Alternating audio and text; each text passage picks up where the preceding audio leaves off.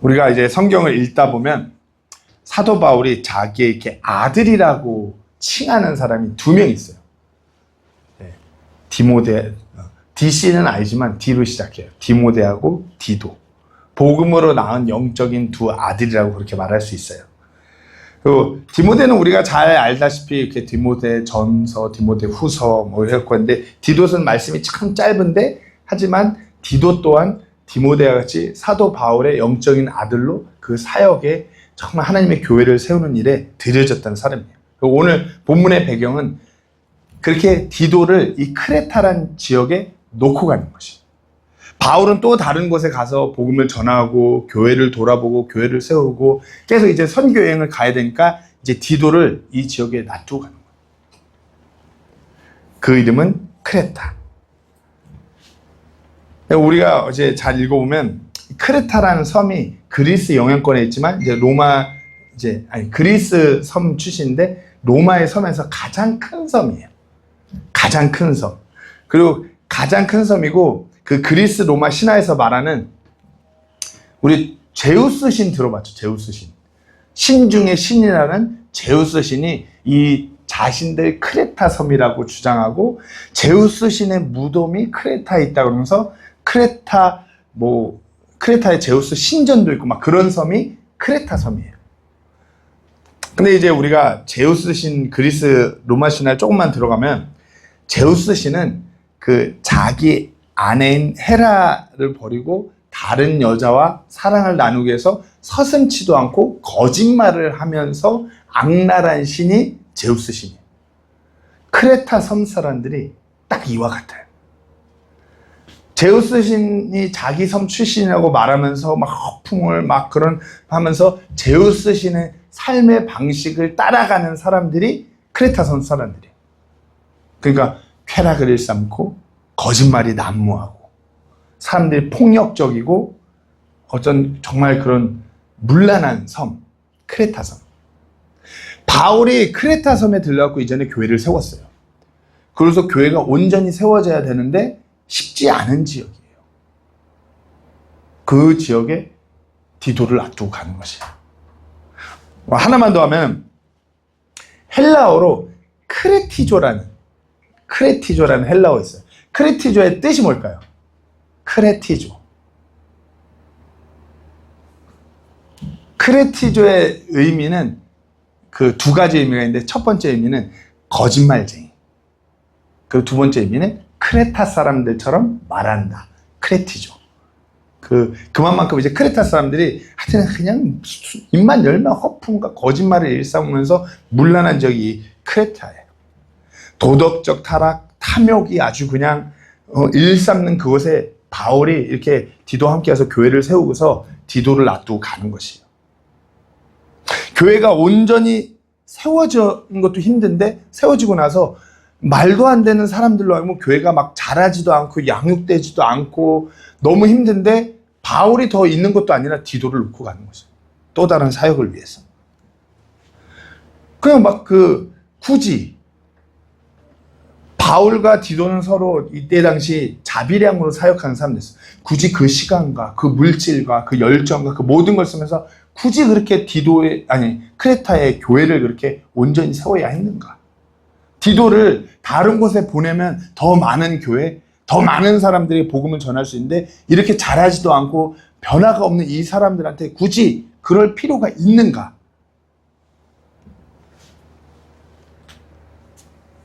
우리가 소위 디모데 전후서, 디도서는 목회서신서라고 그렇게 알고 있는데 우리가 조금 다른 각도에서 우리가 조금 이렇게 읽어보면 그 디모데와 디도가 사역했던 지역에서 교회가 세워져야 되는 그 필요를 보게 되는 것이에요.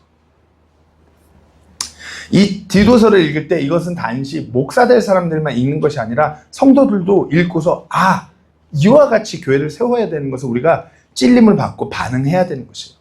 크레타 지역, 바울이 디도한테 교회를 이렇게 세워야 되면서 이렇게 언급하는 이 크레타 지역을 이렇게 가만 보면 일단 섬이라는 곳에서 우리 세부 지역과 비슷해요. 섬이면서 그 교민 수 대비 교회 숫자가 되게 적고 교인이 적다라는 이 세부 지역과도 비슷해요. 같아요. 복음을 전하지만 복음 듣고 복음을 받아들였다고 하지만 변화가 없고 잘하지 못하는 그와 같은 사람들. 많은 지역이 이곳 세부예요. 어찌 보면 바울이 디도를 크레타 지역에 남겨놓으셨잖아요. 하나님께서 우리를 이곳 세부 지역에 남겨놓으신 것이에요. 그 남겨놓은 데는 이유가 있는 것이에요. 디도와 같은 일을 하라는, 디도와 같은 그 이유가 있는 것이에요. 오늘 바울이 디도를 크레타 지역에 남겨놓은 그 이유에 대해서 나눠보려고 합니다. 어찌 보면 그 이유가 우리가 이 지역에 남아있는 이유와 동일하기 때문에 그 말씀에 반응하는 우리가 되기를 소망합니다. 첫 번째 이유입니다. 바울이 디도를 크레타 지역에 남겨놓은 것은 교회를 바르게 세우기 위해서예요. 오늘 본문 5절 말씀 다시 한번 읽겠습니다. 시작. 내가 너를 크레타에 남겨둔 것은 부족한 것들을 네가 바로잡고 내가 너를 세운 것 같이 각 도시의 장로들을 임명하게 하려는 이 이유 때문이니. 뭔가 부족한 것을 바로잡고 내가 너를 세운 것 같이 각 도시의 장로들을 임명하게 하려니, 이 모든 프로세스를 하나로 압축하면 교회를 바로 세우는 것이에요. 바울이 디도를 이 지역에 남겨준 이유는 교회를 바로 세우기 위해서. 이때 당시 우리가 그러니까 장로가 아니에요. 우리는 똑바로 해석해야 돼요. 교회가 막 세워졌고 목회자가 없어요. 그러니까 그 교회에서 연륜이 있고 신앙이 있고 어느 정도 그래도 교회의 지도자, 교회를 그래도 끌고 나갈 수 있는 그 무리의 그 교회 어른을 세우는 것이에요. 그렇게 해야 교회가 어느 정도 질서를 잡고 세워갈 수 있으니까요. 자, 6절 말씀 보겠습니다. 어떤 사람이 책망받을 것이 없고 한 아내의 남편이며 방탕하다거나 제멋대로 한다는 비난을 받지 아니하는 신실한 자녀들을 두었으면 임명하라. 교회의 그 어른 지도자를 임명하는데 바울이 그 기준에 대해서 얘기해요. 그러니까 우리는 보통 이걸 이게 목회자의 기준이야, 이게 막 이렇게 얘기를 하는데 거꾸로 한번 생각해보세요. 굳이 교회의 지도자를 세우는데 무슨 정관을 하는 것도 아닌데 굳이 바울이 디도한테 왜 이렇게 얘기했을까? 지금 교회의 현 상황이 이와 같기 때문에 바울이 소식을 듣고 디도한테 서신 써서 보낸 거야. 야, 내가 듣기로는 교회 장로들이, 교회 지도자들이 너무나 책망받을 것이 많은데 그 사람들이 교회 장로라면서. 그런 사람 세우면 안 돼. 너무나 문란하게 한 아내의 남편이라는 건 결혼을 한 번 한 사람 얘기라는 것이. 아내와 여자 자매와 결혼을 한 번, 무슨 첩을 여러 명 두고 혼인을 몇 번 하고 이런 사람 안 돼. 그런 사람들이 교회를 이끌고 가고 있다는 것이. 방탕하거나 제멋대로 한다는 비난을 받지 아니하는 신실한 자녀들을.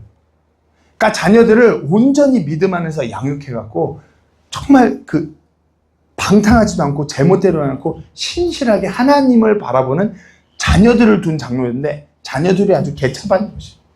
예배 중에 막 몸 빵 차고 들어와서 술주정뱅이가 돼갖고 예배를 막 뒤엎어버리고, 그런 자녀들을 둔 장로들, 지도자들이 교회에 세워져갖고 교회가 완전히 무질서한 상태인 것이에요. 그럴 때는 바울이 디도를 크레테에 남겨두고 그 소식을 들으면서 서신을 보낸 거죠. 디도야, 교회의 지도자를 먼저 세워야 된다. 근데 들리하니 지도자가 그러니 이러이러한 지도자를 세워야 돼. 현 주소가 이래요. 근데 이 구절이 단지 크레테 지역만의 문제일까요? 지금 참 제가 며칠 전이었나? 이틀 전이었나? 무슨 이혼하는 걸 막아주는 그런 예능 프로에 목사가 나왔더라고요. 그거 보면서 부부 갈등이 너무 심한 그런 목사가 나와서 차마 입에 담을 수도 없는 그런 모습들을 보면서, 야, 지금 우리가 살아가는 이 땅이, 이 세상이 이 크레테 지역에서 바울이 디도한테 이 서신을 보내는 이게 필요한 때구나. 목사라는 사람이 방탕해요. 책망받을 것이 너무나 많아. 한 아내의 남편도 아니에요. 부끄럽더라고요. 지금 우리가 살아가는 세상이 지금 크레타 지역과 같은 것이에요. 자, 7절 계속 나가겠습니다. 이는 감독이 하나님의 청지기로서 결코 책망받을 것이 없어야 하기 때문이라. 그는 자기 뜻대로 하지 아니하고 쉽게 화내지 아니하며 자기를 술에 내주지 아니하며 구타하지 아니하며 더러운 이익에 빠지지 아니하고. 감독이면 교회 목회자를 말하는 것이에요. 이제 교회가 좀 더 질서 있게 세워진 교회는 장로들과 감독까지 있어야 돼요. 근데 감독이 세워지려고 하는데 똑같아요. 책망받을 게 너무나 많은 사람인데, 근데 막 자기 뜻대로 교회를 좌지우지하려고.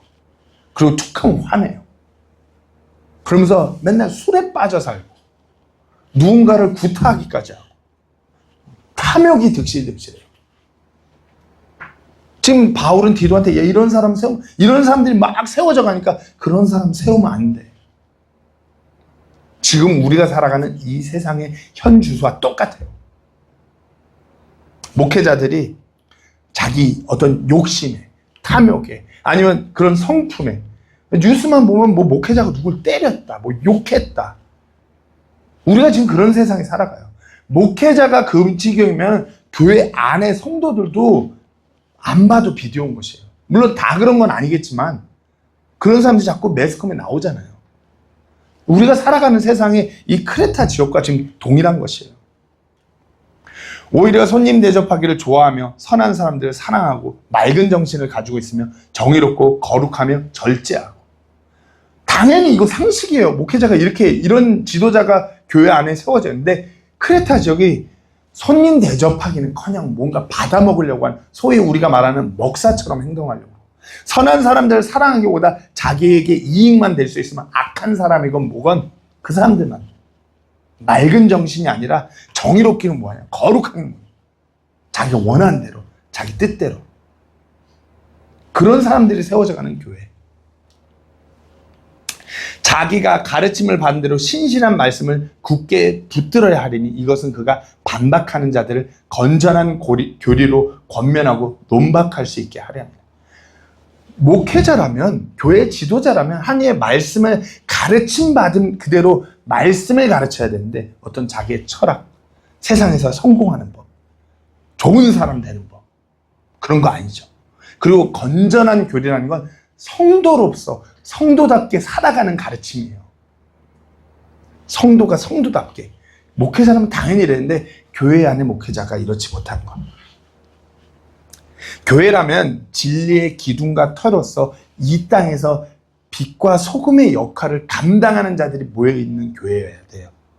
그런데 지금 크레타 상황이 이런 것이에요. 교리도 없고 거룩함도 없고 하나님의 말씀에 대한 순종은 온데간데 없고 사사기 말씀과 같이 그냥 자기 멋대로 행동하는 교회. 디도가 거기 남겨진 것이에요. 그런 교회를 바로 세우기 위해서. 교회를 세운다는 것은 건물을 짓고 무슨 조직과 프로그램을 세우는 것이 아니에요. 교회를 세운다는 것은 신실하게, 아까 6절 말씀에, 9절 말씀에 신실한 말씀을 굳게 붙드는 자들이 늘어나야지 교회가 세워지는 것이에요. 자기가 가르침을 받은 대로, 그러니까 성경의 교리대로 신실한 말씀을 굳게 붙드는 자들이 세워져야 교회가 세워지는 것이에요. 지금 디도는 그것을 위해 남겨진 것이에요. 이것은 단순히 비단 목회자의 한 명에게 맡겨진 것이 아니라 구원받은 성도라면 내가 누군가를 내가 가르침 받은 대로 신실한 말씀을 굳게 붙들고 누군가 다른 일을 또 굳게 붙들 수 있게 내가 그 일에 들여져야 되는 것이에요. 이것이 성도가 지금 이 땅에 남겨져서 살아가는 이유고, 성도가 하나님의 영광을 위해서 살아가고 들여지는 그 목적이기도 한 것이에요. 교회를 바로 세우는 것. 디도는 이 이유를 위해서 크레타에 남겨졌고, 두 번째로 성도들의 그 삶을 바로잡기 위해서 남겨졌어요. 구원받았다고 하는데 잘하지도 않아요. 변화도 없어요. 무질서해요. 그런 성도들에게 건전한 교리로 말미암아 그 성도들의 삶을 온전히 바로잡기 위해서. 오늘 본문 5절에 보면 내가 너를 크레타에 남겨둔 것은 부족한 것들을 네가 바로잡고. 부족한 것이 뭐예요? 부족한 일을 바로잡는 것은 성도들의 그 부족한 그들의 삶의 부분들을 바로잡기 위해서요. 제가 아까 그 서론에서 크레타 사람들의 특징이 어떻다고 했죠? 거짓말이 많다고 했죠. 바울을 이걸 똑같이 오늘 그 디도서 1장 12절 말씀에 똑같이 말합니다. 그들 중 한 사람 곧 그들의 대언자라는 이때 크레타 출신의 유명한 이 사람들의 소위 현자라고 불리는 에르테미스라는 사람이 이렇게 말했대요. 크레타 사람들은 항상 거짓말쟁이요 악한 짐승이요 게으른 탐식가라 하였는데 그들 중에 한 사람, 그 크레타 사람들의 그 유명한 사람의 말을 인용해서 바울이 얘기하는 것이죠. 크레타 사람들은 항상 거짓말쟁이요 악한 짐승이요 게으른 탐식가. 왜 바울이 지금 이 얘기를 하겠어요? 구원받은 성도라고 하는데 그들의 삶이 여전히 그 크레타 사람과 똑같은 거죠. 구원받은 성도라고 하면서 여전히 거짓말을 일삼고 악하게 짐승같이. 악한 짐승이란 건 사람과 짐승의 차이는 사람은 배워요. 자라요.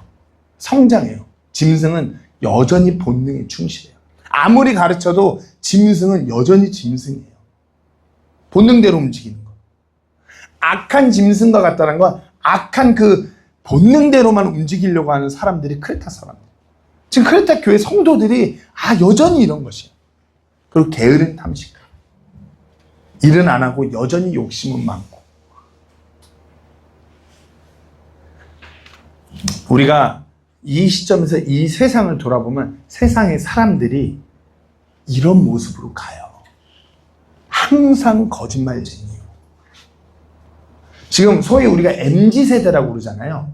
MZ세대라고 불리는 세대들은 소셜미디어에 자신의 삶을 자기도 속여요. 먹는 거, 입는 거, 사는 거, 하는 거 모든 것들이 자꾸만 꾸며낸 이야기로 올라가려고 그래요. 자기의 삶을 이렇게 자꾸 포장해요. 항상 거짓말쟁이. 있지도 않은 걸. 그런 세상에 살아가요. 악한 짐승. 본능적으로만 행동하려고 하는 세상에 이르렀어요. 사람이면 우리는 우리의 본능을 컨트롤할 수 있어야 되는데 내가 하고 싶은 대로. 분노가 올라오면 누군가를 때려요. 손에 잡힌 대로 그냥 때려요.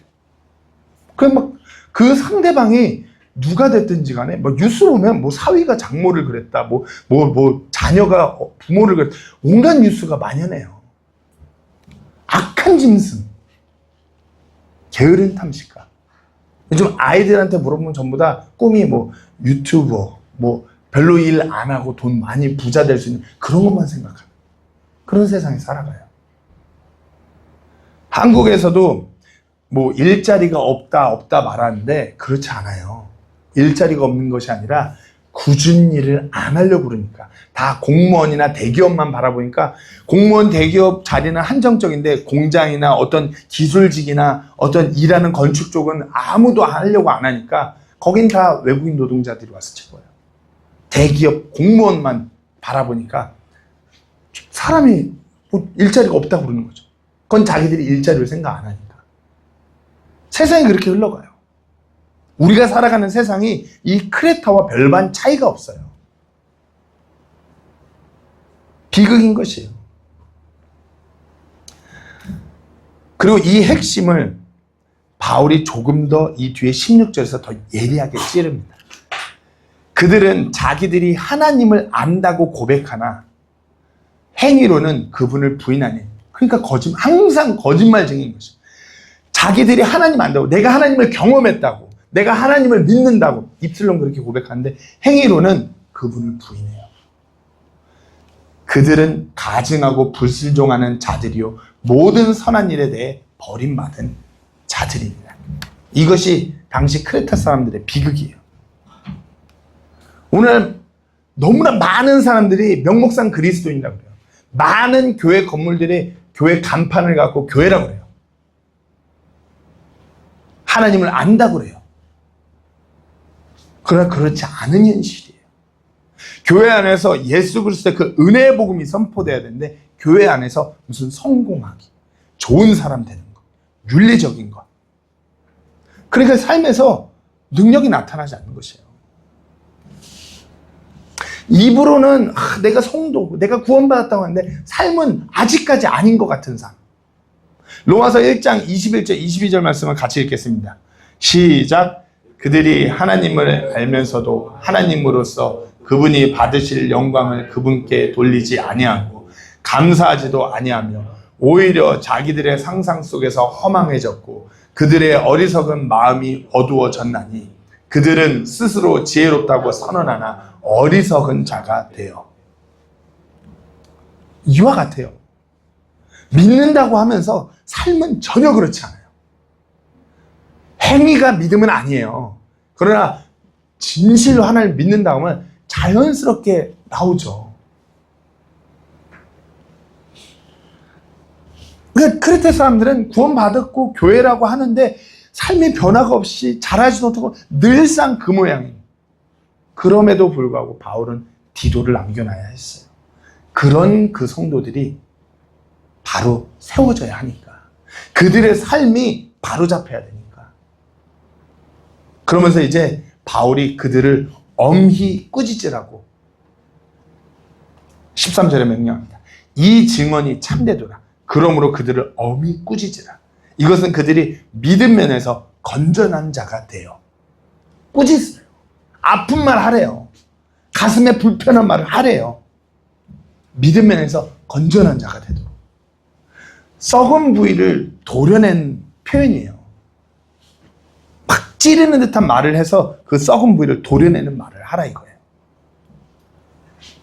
가끔 제가 설교 시간에 듣기 거북한 말을 하는 것은 우리가 이와 같이 건전한 교리에 세워지기 위함입니다.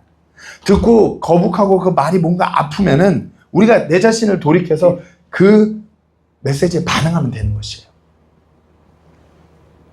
우리가 성도라면 죄라는 그 한 글자만 들려도 주님 앞에 부복할 수 있어야 돼요. 죄라는 그 글자만 들려도 내가 죄인이지. 내가 또 내 삶에 이런 죄가 있지. 자신을 돌이키는 것이에요. 하나님의 말씀을 통해서 뭐 내 안에 그런 불편한 것들이 자꾸 뭐가 걸리적거린 게 들리고 찔리고 하나님이 나를 꾸짖으신다면 반응하시면 되는 것이에요. 그와 같은 반응이, 그런 꾸짖음에 대한 반응이 없다면 우리가 이 땅의 삶에 소망이 없는 것이에요. 나는 철저히 악한데, 내가 악한데 건전한 성도로 세워지려면 꾸짖음에 반응해야 되는데 내가 자꾸 무감각해지면 소망이 없는 것이에요.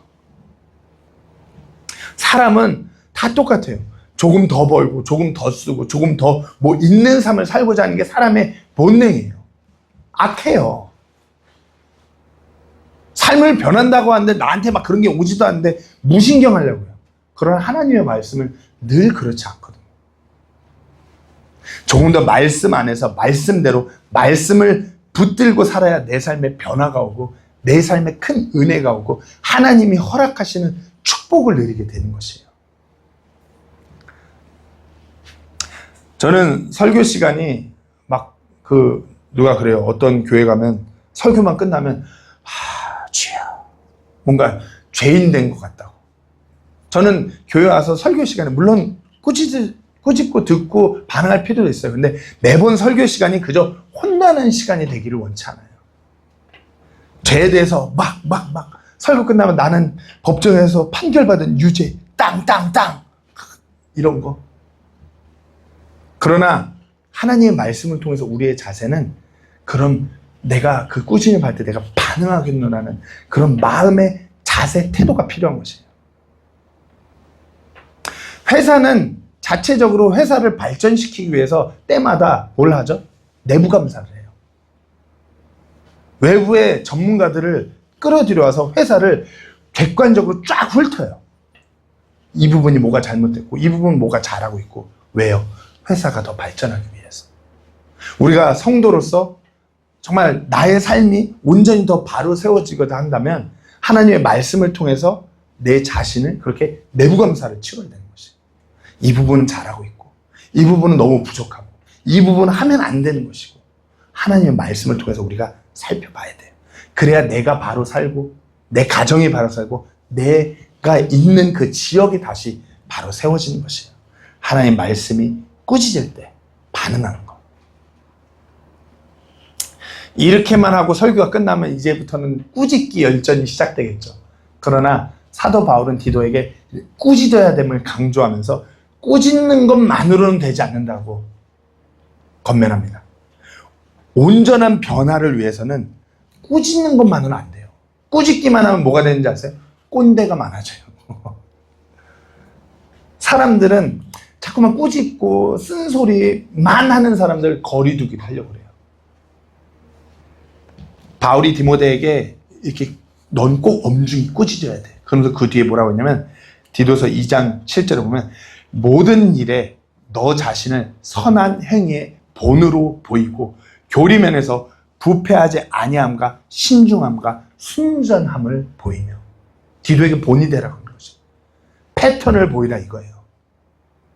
모든 일에 너 자신을 선한 행위의 패턴으로 보이고 말씀드린 이 크레타 지역의 교회가 지도자, 장로, 감독들을 그렇게 세우는 교회가 됐어요. 그러니까 본으로 보고 따라갈 패턴이 없는 것이에요.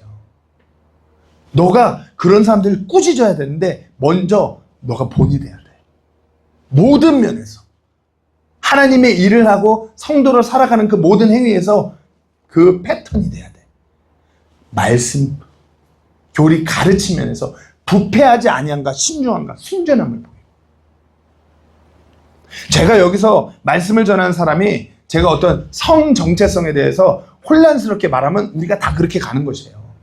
제가 여기서 남자와 여자 사이에 남자 여자 아닌 모호한 뭔가 있습니다 이러면은 여기 다 그렇게 만드는 것이에요. 바울은 디도에게 본이 되라고 하는 것이에요. 모든 면에서.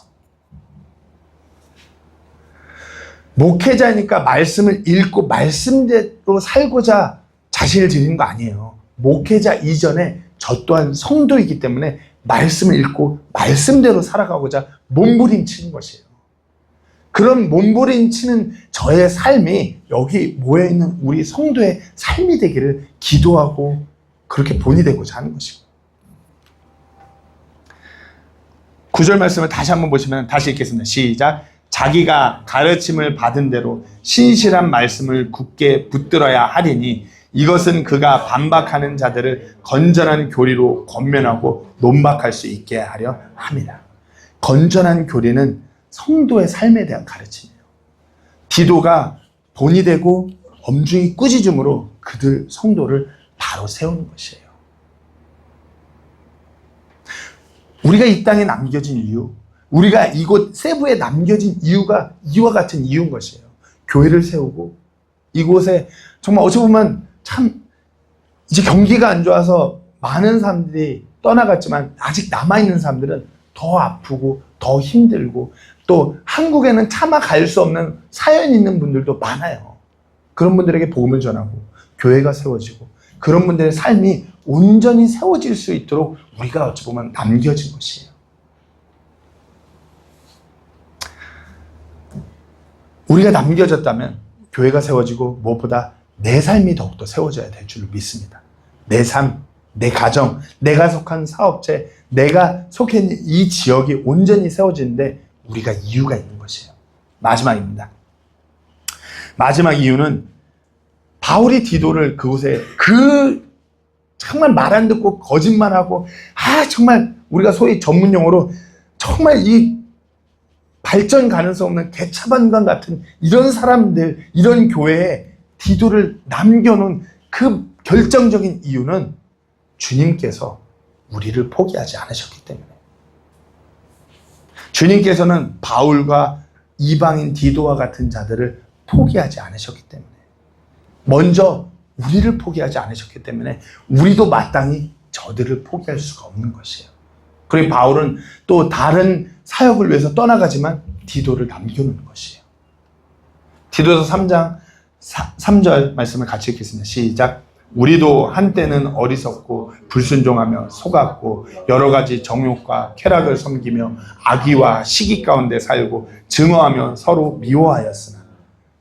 크레타 사람들, 바울이 교회를 세웠고 가르쳤지만 아직도 세상적으로 본능적으로 사는 사람들. 그러나 디도한테 너가 여기 남겨서 이들에게 그렇게 본이 되고 엄중히 말씀으로 꾸짖어야 되는 것은 하나님이 우리한테도 먼저 그러셨어. 디도는 이방인 사역자예요. 이방인이기 때문에 이 사역자 되기 이전의 삶은 문란하고 본능적이고 그런 삶을 살았던 사람이에요. 그런 자를 먼저 구원하고 하나님의 일에 불러주고. 바울이요? 바울은 교회를 박살내고자 앞장서는 사람이었어요. 성도라고 불리는 이들이 눈앞에 보이면은 먼저 죽이고자 했던 것이 바울이었어요.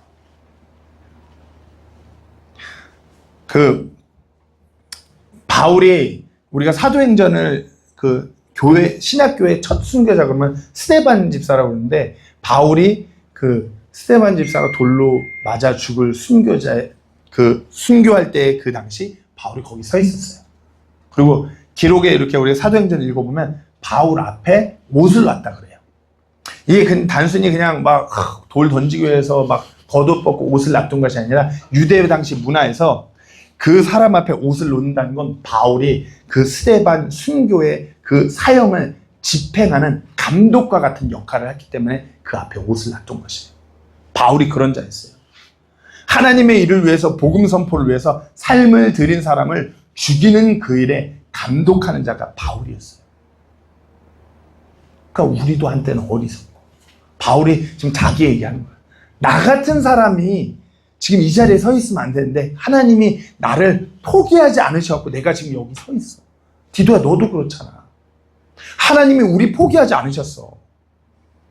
내가 막 성도들을 죽이고 교회를 박살내고자 했던 나였는데 그런 나도 주님이 포기하지 않으셨어. 디도야, 너도 그렇잖아. 4절입니다. 다 같이 읽겠습니다. 시작. 사람을 향한 우리의 구원자 하나님의 친절과 사랑이 나타난 뒤에. 바울이 그러니까 지금 얘기하는 거예요. 디도야, 우리 포기하지 않으셨는데 우리한테 친절과 사랑이 나타났어. 그 얘기하는 것이에요. 하나님이 우리를 포기하지 않으시고 친절과 사랑을 나타내셨어.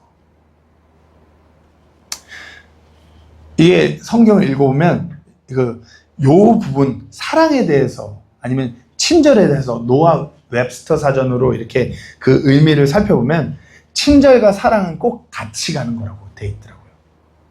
친절과 사랑. 왜? 이것이 참된 사랑이기 때문에. 그 친절, kindness. 이것을 이제 노아 웹스터 비전은 사랑이 없는 친절은 가짜이며 친절이 없는 사랑은 존재할 수도 없다. 이게 사랑인 것이. 그렇게 알고 보면 사랑의 의미가 바뀌어요. 사랑은 내가 호감이 있고 내가 좋아하는 것을 사랑하는 것이 아니라 이것을 내가 사랑해서 이것을 내가 가까이 가면 내가 아파요. 그게 사랑. 그러니까 친절이 필요한 것이에요. 친절은 선하게 받아들이는 것이거든요. 그러니까 우리가 무슨 식당 가서 친절한 종업원들이 있는데 가면은 이렇게 가서 많이 먹고 막 무례해도 종업원이 친절하게 그걸 대우하잖아요. 서비스를 주고. 친절한 종업원. 그런 무례한 손님들을 다 받아내는 친절이에요. 그런 진짜 그냥 체리티, 그런 사랑은 그러니까 내가 가까이 가면 내가 아프고 고통스러움에도 불구하고 그 사람을 받아내고 사랑하는 거. 그래서 고린도전서 13절 4절 말씀을 읽겠습니다. 시작. 사랑은 오래 참고 친절하며 사랑은 시기하지 아니하며 사랑은 스스로 자랑하지 아니하며 우쭐대지 아니하며. 사랑은 친절해요. 참아내는 것이에요. 아프고 고통스럽고 때론 내가 너무 힘들어도 참아내면서 친절히 대하는 것이 사랑인 것이에요. 성경이 말하는 사랑은 달콤한 사랑이 아니에요. 아픈 사랑이에요. 세상은 사랑에 대해서 어떤 육신적인 쾌락, 감정의 즐거움을 사랑이라고 표현해요. 성경이 말하는 사랑은 그런 거 아니에요. 사랑은 아파요. 오래 참아야 돼요.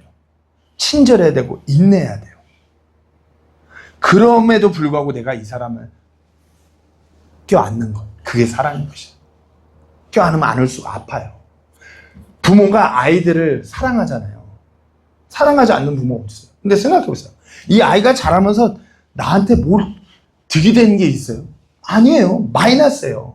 그 애 하는 거 할 때마다 바라볼 때 가슴이 아프고 애가 아프기라도 하면 너무 내가 힘들고 애가 곁길로 갈까 걱정이 되기도 하고 아파요. 힘들어요.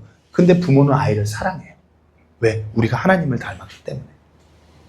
그리고 그것이 사랑이라고 주님께서 우리에게 명령하신 것이에요. 요한복음 13장 34절 35절 말씀을 같이 읽겠습니다. 시작. 내가 새 명령을 너희에게 주노니 너희는 서로 사랑하라. 내가 너희를 사랑한 것 같이 너희도 서로 사랑하라. 너희가 서로 사랑하면 이것에 의해 모든 사람들이 너희가 내 제자임을 알리라 하시니. 사랑하는 게 아파요. 힘들어요. 고통스러워요. 근데 주님이 뭐라고요? 사랑하래요. 너희가 서로 사랑하래요. 세상에 절대 세상이 말하는 어떤 쇼프로나 드라마에서 말하는 사랑을 성경에서 주님이 우리에게 드러내신 사랑과 비교하시면 안 돼요. 세상은 이상적이고 감정적이고 막 뭔가 아름다운 걸 사랑이라고 포장해요. 그렇지 않습니다. 다시 말씀드립니다. 부모는 아이들을 사랑해요. 요즘 세상 노래도 자꾸 막 그렇게 하는데 과거 그 유명한 노래 있잖아요. 그 유명한 그 랩 가사 어머님은 짜장면이 싫다고 하셨어. 거기 다 들어가 있어요. 자녀들을 위해서 헌신해요. 그거 보면 막 뮤직비디오 같은데 뭐 짜장면 싫다고 하셨는데 이제 짜장면 먹을 수 있을 때가 되니까 어머니가 세상을 떠나요. 헌신적으로. 과거의 아버지들의 그 아버지의 사랑을 얘기하면 아버지는 늘 나가서 일하느라고 뭐 그런 과거 옛날 그런 드라마다 보면 일하다가 이제 나이가 이제 중년을 넘어서 몸이 다 삐끄덕거리기 시작해요. 폭삭 속았수다 그런 드라마 보면 그러잖아요. 막 무릎이, 손가락이. 뻔한 사랑 스토리 과거에. 왜? 그렇게 사랑했으니까. 근데 하나님의 사랑은 그와 비할 바가 못 돼요. 하나님께서 바울을 그렇게 디도를 그렇게 그에게 사랑을 드러내 보이신 거예요. 그러니까 바울이 디도한테 다시 한번 리마인드 시켜요. 하나님은 우리를 포기하지 않고 우리에게 그런 친절과 사랑을 보이신 분, 우리가 크레타 사람들한테 동일하게 해야 돼. 디도야, 우리가 그렇게 해야 돼.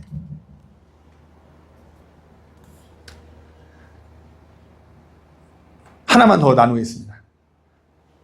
이제 디도서 3장 5절에 바울이 이렇게 또 권면합니다. 같이 읽겠습니다. 시작. 그분께서 우리를 구원하시되 우리가 행한 의로운 행위도 하지 아니하시고 자신의 긍휼에 따라 다시 태어남의 씻음과 성령님의 새롭게 하심으로 하셨으며. 여기서 가장 중요한 한 단어를 꼽으라면 뭐가 있을까요? 자신의 긍휼에 따라. 자신의 긍휼에 따라 다시 자신의 긍휼에 따라 우리를 구원받게 하신 것이에요. 긍휼이라는 단어에 집중하셔야 돼요. 긍휼. 긍휼 불쌍히 여기는 것이에요. 이렇게 여기고 넘어가면 그냥 불쌍히 뭐 NGO 단체에서 뭐 이런 거 보면 불쌍히. 이게 긍휼일까요? 이게 우리가 운전하고 다니다 보면 이게 막 진짜 몸이 온전하지 못해갖고 구걸하는 이런 사람들 보면 불쌍히 여기는, 물론 그것도 긍휼일 수 있죠. 지금 바울이 디도에게 말하는 긍휼이 그 긍휼일까요? 구약 성경에서 긍휼이라는 단어를 보면 히브리어로 라함이라는 단어가 있대요. 라함이라는 단어. 근데 라함이라는 단어의 본래 뜻이 뭐냐 그러면은 본래 뜻이 그 어머니의 자궁이래요. 모태를 말하는 거죠. 아이는 엄마 뱃속에 있다고 말하지만 정확하게 의학적으로는 엄마의 자궁 속에 있는 거잖아요. 엄마의 그 자궁 속에서 10개월 동안 있다가 나오는데 엄마가 자궁 속에서 아이를 품고 있는 것이 긍휼이래요.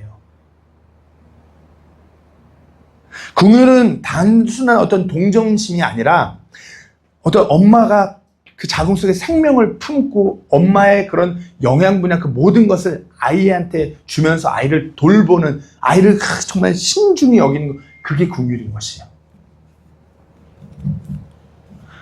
우리가 그럼 막 어디 뭐 보면은 가끔 때로는 산모가 자기 아기를 위해서 자기의 생명도 포기하려고 그래요. 실제로 지금은 이제 아이랑 산모랑 둘 다 건강하게 잘 자라고 있지만 저희 아버지가 목회하실 때 한 자매님, 한 성도분이 아이를 낳다가 이제 둘 중 하나를 포기해야 되는 선택권이 오는 거예요. 산모는 그러면 나는 아이를 위해서 내 생명을 포기하겠습니다. 저희 아버지는 절대 그러면 안 된다. 막 울며 막 금식하며 기도하면서 하나님께 매달렸어요. 산모의 마음은 그거였어요. 아이를 위해서 내 생명을 포기하겠습니다. 그게 긍휼이에요. 저희 아내 얘기를 하자면 저희 아내는 재앙절개를 2번 했어요. 첫째는 이제 우리 정호를 10개월 동안 이렇게 하면서 미국 가서 행여나 아이가 어찌가 될까 노심초사하면서 약 같은 것도 함부로 안 먹고 이렇게 하다가 애가 안 나오니까 결국엔 어떻게 해요? 칼을 대는 거죠. 그래서 정호가 출산하고 잘 자라고 있어요. 쌍둥이요. 2명이 자궁 속에 있다는 소식을 듣고 기뻤죠. 기뻐나 힘든 건 2배, 3배였죠. 6개월이 지나가니까 거동이 안 돼요. 그 날짜가 다가오는 마지막 달을 앞두고서는 누워만 있고. 그러다가 어떻게 해요? 몸에 또 칼을 대. 아이를 위해서. 긍휼이라는 것이 그렇게 돌보는 것이에요. 행여나 아이가 어떻게 될까? 내 안에서 잘 엄마가 최선을 다해서. 어머니 다 그렇잖아요. 아이가 뱃속에 있을 때 최선을 다해서 이 아이가 어떻게 할까? 작은 아이의 움직임 하나에도 민감하게 반응해요. 아이가 그 자궁 안에서 이렇게 발 한번 움직이는 게 뭐 대단한 거라고. 발길질하는 게 뭐 대단한 거라고. 바울은 디도에게 우리가 하나님의 그 긍휼에 따라 구원받은 것이에요. 하나님께서 우리를 그렇게 돌보시고 불쌍히 여김으로 인해서 우리가 그 죄에서 구원받았어, 디도야. 그러니까 우리가 크레테 사람들이 아무리 그래도 포기하면 안 돼. 하나님이 우리를 포기하지 않으셨어. 얼마나 죄인이었나요? 얼마나 악독한 바울이었어요. 이방인인 디도는 말할 것도 없이 문란하고 그저 그냥 본능대로 살아갔던 사람들. 그런 바울 디도, 우리를 포기하지 않고 그 친절과 사랑을 드러내시고 그 긍휼로 말미암아 자신의 그 긍휼로 구원하신 우리 주님, 우리 포기하지 않으셨어, 하나님이. 그러니까 우리가 이 크레테 사람들 어떻게 해? 우리도 포기하면 안 돼. 디도야, 너 남아. 물론 너가 다른 지역 가면 많은 일 할 수 있는 거 나도 알아. 그러나 남아. 저 사람들 세워야 돼. 저 사람들 온전히 바로 잡아야 돼. 우리가 남겨진 이유예요. 우리가 이 땅에 일세부 지역에 남겨진 이유가 바울이 디도를 크레타에 남겨놓은 이유와 동일합니다. 우리가 이 땅에서 살아가는 것이 힘들어요. 이 땅에서 때로는 믿지 않는 사람들과 교제하고 복음 전하려고 할 때 쉽지 않아요. 어려워요. 그럼에도 불구하고 주님께서 우리에게 우리를 이 자리에 이 땅에 남겨놓으신 이유가 있는 것을 상기하셔야 돼요. 그분의 교회를 바로 세우기 위해서, 성도들의 삶을 바로잡기 위해서, 그리고 무엇보다도 주님이 우리를 포기하지 않으셨기 때문에. 주님이 우리를 내치지 않으셨어요. 근데 왜 우리는 다른 사람들을 내치려고 선을 그어요? 받아들여야죠.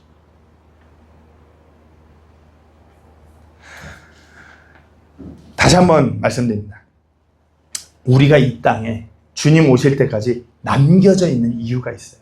특별히 우리가 세부 지역에 살아도 이곳 지역에 남겨진 이유가 있어요. 내 눈에 보이는 사람들이 정말 이 사람들 뭔가 아닌 것 같고, 저런 사람들은 복음 전에도 쓸모없을 것 같고, 그럴지언정 하나님께서 그 사람들 포기하지 않으셨어요.